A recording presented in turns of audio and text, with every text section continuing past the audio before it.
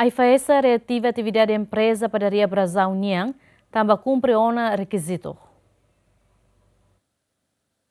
A IFAESA aplica sanção na assessoria jurídica provisória atividade de comércio empresa Padaria Brasão e a Loron Sanulo recensia Fula Março Liba, onde foi tempo Fula Nida da empresa atua de condição também fatin la higiene. Mas a sexta, né, a IFAESA reativa ricas Padaria Sirané, também cumpre o requisito Sirané a IFAESA for. E durante quase semana rua e fomos informações para operadores econômicos na RASIC, a Tubele cumpre fale requisitos na bem que a IFAESA for para a companhia na RASIC.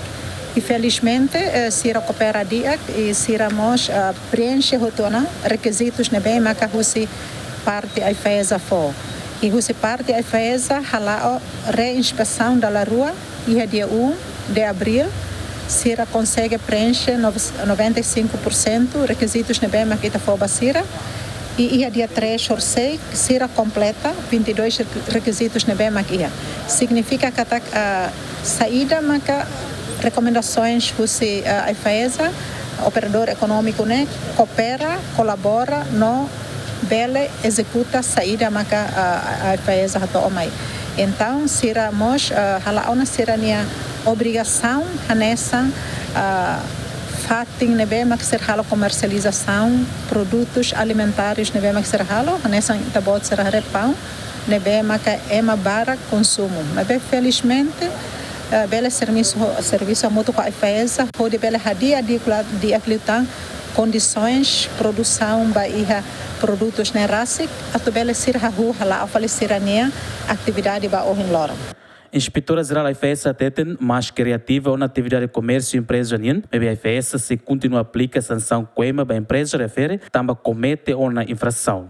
Sanção assessoria que ataca provisoriamente e a sanção administrativa na BEMA que Sira tem que cumprir. E essa sanção administrativa né, faremos para a gravidade na BEMA que se comete, bela leve, médio ou grave. Aí irá nem o processo. Tu decreto-lei número 8 recentolo para Rihun Rua Ronu recentolo com a regime infração administrativa contra a economia e segurança alimentar, estabelecimento que comete infração se aplica coima mínimo dólar atos rua limanolo, no máximo dólar Rihun sanolo, no empresa bot nebe comete infração se aplica coima husi dólar Rihun rua atos lima, to Rihun sanolo, no bem infração grave se aplica coima dólar Rihun sanolo, to Rihun hitunulo resilima. Mateus Romário, Romaldo Neves, GMN.